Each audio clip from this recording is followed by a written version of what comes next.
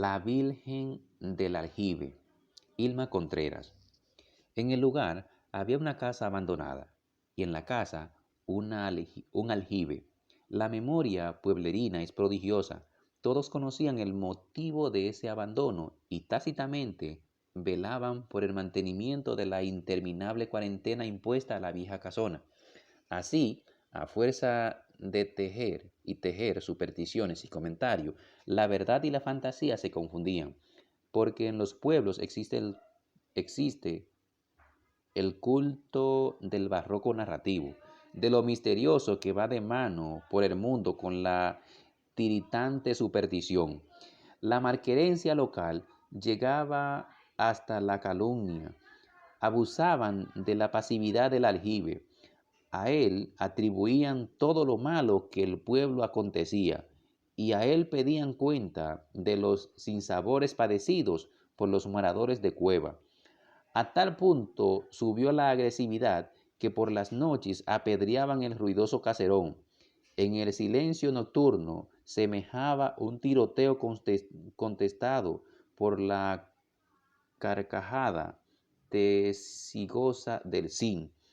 Dentro de la citerna dormitaba el agua, con mechones de lama sobre el rostro cuadrangular, tan callado y sombrío. A veces un escalofrío de renacuajo se recorría la carne húmeda, y en las épocas lluviosas roncaba su garganta de batracio. Si sobrevenían aguaceros torrenciales, el aljibe lo pasaba mal. El agua, entregada al temporal en un desborde de lujuria, se contorcía en su ámbito, crecía incontenible y en una hemorragia bullente salía al patio por la nariz del aljibe.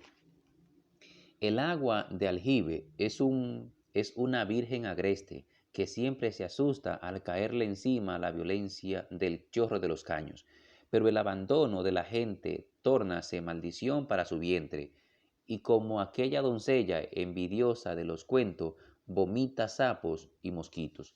Sí, el aljibe de la casona estaba maldito, pero era por culpa de los hombres. La casa pertenecía al sacristán Prudencio, que la había heredado de su abuela materna, pero no la vivía. Y no dejaba de tener sus razones el viejo sacristán. Uno a uno se habían tuberculizado los miembros de la familia en esa casa, y uno a uno habían salido de ella para el cementerio. Tal desgracia les había acaecido a todos por testarudos y apegados a la propiedad. A todo, a todos menos a él, que no era más que un bastardo y vivía al margen de la familia. Una vez cegado por la guaduña niveladora, los herederos legítimos, la abuela se la donó al nieto de la orilla, fruto de los amores ilícitos de su hija mayor con un, con un beodo despreciable. Mas no era tan tonto el favorecido, ni tan ávido de bienestar, como para instalarse en el foco infeccioso. Por algo por algo se llamaba Prudencio, y la vieja murió sola en medio de sus vacilos. Así las cosas, no había que pensar en alquilarla. Así las cosas, no había que pensar en alquilarla. Nadie la quería. La sanidad habló de quemarla, pero se temió una explosión en el puesto de gasolina contiguo, y en lo que discutían si derribarla o no, falleció el médico de servicio. Déjenla ahí, dijo entonces el sacristán. Dios dirá lo que convenga. Maldito lugar. La tuberculosis primero, luego las apariciones y los lamentos, y por último esa historia siniestra del aljibe. Desde entonces la gente le sacaba el cuerpo al callejón Córdoba, después de la oración. En la misma bomba se detenía poca gente. Los 3 o 4 choferes de cueva preferían abastecer sus carros de gasolina a cualquier hora del día, cuando el sol, como una centinela rubicundo, vigilaba sobre los solares que componían el resto de la cuadra. Una rigurosa sequía se había apoderado de Cueva. 2 meses sin lluvia, bajo un cielo de infierno, es casi castigo inquisitorial. Los hombres trabajaban mal, y la sed y el hambre diezman el ganado. Los tanques se secaron, la corriente del riachuelo se afiló hasta la ridiculez, y en los recodos bostezaba una lama pestilente. Del cielo no caía ni una gota. En semejante tranque pudo más el terror a la inanición que el miedo de la enfermedad. Los pobres recurrieron al aljibe abandonado. Como la cobardía individual suele trocarse el valor colectivo, abordaron el sitio en masa. El primer día casi alcanzaron el agua con las manos. El cántaro sonó en la osquedad como una profanación, mas la sed la mitigaron. Solo Prudencio, que era algo anormal y muy cobarde, se abstuvo de probar el líquido embrujado, porque lo estaba, y de ahí el miedo supersticioso de los moradores, además del provocado por el temor al contagio. Del aljibe salían gemidos al filo de la medianoche, unos gemidos muy quedos que erizaban los vellos de los trasnochadores. Pasaron varios días, una semana, 2, casi 3. Ese viernes amaneció nublado. Por fin iba a llover, pero ya Prudencio no podía más. Necesitaba agua, agua y más agua para dar de beber a sus poros calenturientos. ¿Y si no llovía? ¿Cuántas veces anunciaron lluvia a las nubes y no la dieron? Era indispensable que se bañara, precisamente ponerse en remojo para amortiguar la fiebre que le resecaba la piel. Y vino temprano al aljibe con un baño de zinc a cuestas. El agua andaba escasa, pero cubito a cubito reuniría bastante para refrescarse. El estruendo del cántaro en el fondo, un entrecejo contrariado porque apenas sube mediado y con temblores contra el bocar, la burla del agua pajosa y guasaraposa dentro del baño. Sacaba el cubo por quinta vez. No es posible, murmuró, y se inclinó. No es posible, murmuró, y se inclinó para explorar el fondo. Sin embargo, eso parece, monologó desfalleciente. ¿Una qué? Pero, Ave María Purísima. Loco, aullante, con los pelos erizados, se dio a la fuga. Sus compueblanos abrían las puertas en ese momento, unos para atender a sus quehaceres, otros reclamados por la iglesia y los demás para pendenciar. Por ahí va Prudencio, voció el alcalde a su consorte. Como alma que lleva el diablo, metióse el fugitivo en la sacristía, tembloroso, tartajoso, con los ojos desorbitados. El cura se asustó. ¿Qué le ocurre, Prudencio? Una maldición, señor cura. El padre lo miró como quien observa a un bicho raro. En el aljibe hay un muerto. Un baf, pronunció el venerable sacerdote. Eso no faltaba que se rematara el sacristán. Y a propósito voló, acababa. Y a propósito, Bolo acaba de irse con un dolor. ¿Quiere subir y dar el tercer toque de misa? Aterrábale la idea de verse solo en el campanario, pero debía obedecer y se levantó con las piernas de trapo. De repente, las campanas doblaron gravemente. El padre arqueó las cejas, excesivamente sorprendido. ¿Qué es esto?, sofocó. Este hombre se ha vuelto loco, declarado. Pedrintín, sube a ver lo que pasa. Este hombre se ha vuelto loco, declarado. Pedrintín, sube a ver lo que pasa. La sotana del monaguillo aleteó en la prisa que requería el suceso.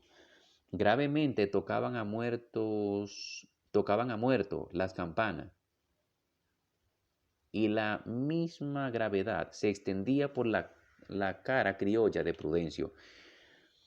Tlan, tin, tin. Había solemnidad tal en el espectáculo de Pedritín, acesoso por la rápida ascensión, se estuvo quieto, como idiotizado. Prudencio, dijo al fin con recelo, ¿por qué doblas? La voz monaguil se diluyó en el intenso plañido de los toques. ¿Qué por qué dobla? Chilló entonces el muchacho. Óyelo, chilló entonces el muchacho. Óyelo el sacristán. Oyóle el sacristán esta vez y contestó, por el descanso de ese muerto. ¿Qué muerto ni qué vieja tuerta? Toca pronto, toca pronto dejar. En la sacristía el cura se mesaba los escasos cabellos en medio de las beatas alarmadas y de los curiosos que habían congregado la desbocada carrera del sacristán. No quieren callarse, informó el monaguillo al entrar. Déjenmelo a mí, que yo lo hago callar, prometió el dueño de la bomba.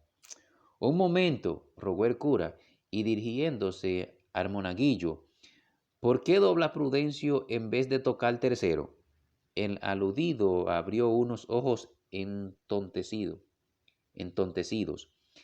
Por el descanso del muerto, dique. Algunos rieron, otros lo más se persignaron. Tartamudeó el tonsurado. Bueno, eso es, bueno, esto es inaguantable. Vamos todo al aljibe. Al aljibe, gritaron varios. En el camino se agregaron muchos, de suerte que cuando llegaron al callejón Córdoba parecía una manifestación obrera. Un silencio impresionante dormía su hastío en todo el patio. Densas nubes ocultaban el sol y el aire electrizado oprimía los pechos de antemano agarrotados por la aprensión. Por encima de la cisterna vibraba el quejumbroso volteo de las campanas. Tin, tin, tin, tlan. Inclinóse el religioso sobre el brocal y con él los más cercanos. No veo nada, dijo. Aquí no hay nada, sino agua. El miedoso de Prudencio vio visiones.